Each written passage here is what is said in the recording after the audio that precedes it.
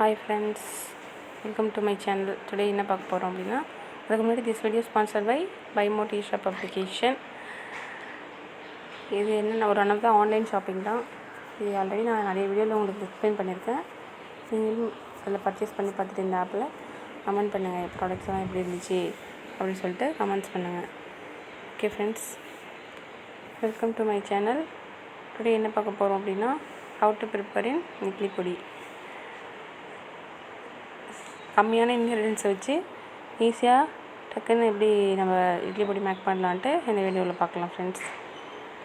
Okay, இது என்னென்ன இன்க்ரீடியன்ட்ஸ்னால், உளுந்தம்பருப்பு, கடலைப்பருப்பு, பூண்டு, காஞ்ச மிளகாய், மிளகு, ஜீரகம், கருவேப்பிலை, அப்புறம் பெருங்காயம், உப்பு தேவையான அளவு, அப்புறம் ரைஸு, நம்ம சமைக்கிறதுக்கு யூஸ் பண்ண ரைஸு அதுவும் போட்டுக்கலாம். ஓகே ஃப்ரெண்ட்ஸ், இது எப்படி இந்த ப்ராடக்டை யூஸ் பண்ணலான்னு பார்க்கலாமா. ஃபஸ்ட்டு வந்து எம்டி பேனில் பிளாக் கிராம் வந்து ஃப்ரை பண்ணிக்கலாம். அப்புறம் டீப் ஃப்ரை பண்ணணும், ஆனால் ஃப்ளேம் வந்து கம்மியாக வைக்கணும், சிம்மில் வச்சுக்கணும். அதே மாதிரி ரைஸ் இருக்குல்ல, அதையும் எம்டி பேனில் தான் ஃப்ரை பண்ணணும். நல்லா ஸ்மெல் வந்து வெடிச்சு வர அளவுக்கு பண்ணணும். நிறைய பேருக்கு பிளாக் கிராம் ரைஸ்லாம் பிடிக்காது, அவங்க வந்து கடலைப்பருப்பு மட்டும் யூஸ் பண்ணிக்கலாம், அதை வச்சும் பொடி செய்யலாம். நான் இன்றைக்கி இந்த மாதிரி செஞ்சுருக்கேன். ஓகே ஃப்ரெண்ட்ஸ், எம்டி பேனில் இந்த பிளாக் கிராம் செய்கிறோம் பாருங்கள், அதையும் லோ ஃப்ளேமில் வச்சு நல்லா அந்த பச்சை ஸ்மெல் மாறுற வரைக்கும் ஃப்ரை பண்ணிவிட்டு அதை ஒரு பவுலுக்கு ட்ரான்ஸ்ஃபர் பண்ணிடலாம். அப்புறம் கறி லீவ்ஸு அதையும் ஃப்ரை பண்ணிக்கலாம். அடுத்தது வந்து ஆயில் போட்டுட்டு அதில் வந்து காஞ்ச மிளகாய், ஹார்லிக்கு, கறி லீவ்ஸு அது மூணையும் வந்து ஆயிலில் ஃப்ரை பண்ணிவிட்டு தனித்தனியாக ஃப்ரை பண்ணி எடுத்து வச்சுக்கணும்.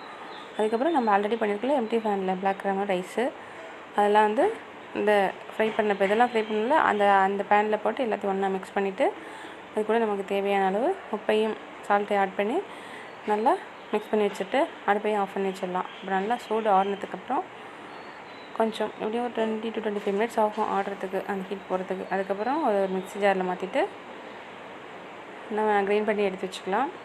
நல்லா ஏர் கண்டெய்னரில் ஸ்டோர் பண்ணி வச்சுக்கிட்டோம் அப்படின்னா ஒரு 1 to 2 to 3 months கூட வச்சுக்கலாம். நம்மளுக்கு அந்தளவுக்கு அதாவது இதாகாமல் இருக்கும், நல்லாவே இருக்கும், புதுசாக அப்போ செஞ்ச மாதிரியே நல்லாயிருக்கும் ஃப்ரெண்ட்ஸ். இது ரெடி பண்ணி வச்சுட்டோம் அப்படின்னா நம்மளுக்கு பிரேக்ஃபாஸ்ட்டு, டின்னருக்கெலாம், தோசை, இட்லி சாப்பிட்றவங்களுக்கு ஈஸியாக இருக்கும். ஓயாமல் சட்னி வைக்கணுன்ற ஒரு ப்ராப்ளம் இருக்காது. இது இருந்தால் சீக்கிரம் இது பண்ணிடலாம். ஓகே ஃப்ரெண்ட்ஸ், இப்போ கிரீன் பண்ணியாச்சு. இது ஏர் கண்டெய்னர் டப்பாவில் ஸ்டோர் பண்ணி வச்சுட்டு நம்மளுக்கு எப்போல்லாம் தேவையோ அப்போலாம் யூஸ் பண்ணிக்கலாம். நீங்களும் செஞ்சு பார்த்துட்டு எப்படி இருந்துச்சு இந்த பொடின்னு சொல்லிட்டு கமெண்ட் பண்ணுங்கள். இட்லிக்கு, தோசைக்கு எல்லாத்துக்குமே சாப்பிட்லாம். சாதத்தில் கூட எமர்ஜென்சிக்கு நம்ம வீட்டில் குழம்பு ரெடி பண்ணலை அப்படின்னா, ஏதாவது ஒரு ரீசன் அப்படின்னா இதை கூட போட்டு அதில் லைட்டாக ஆயில் அப்ளை பண்ணிவிட்டு சாப்பிட்டோம்னா கூட நல்லாயிருக்கும் ஃப்ரெண்ட்ஸ் ரைஸில். ஓகே ஃப்ரெண்ட்ஸ், தேங்க்யூ ஃபார் வாட்சிங் my channel. Okay bye, please subscribe my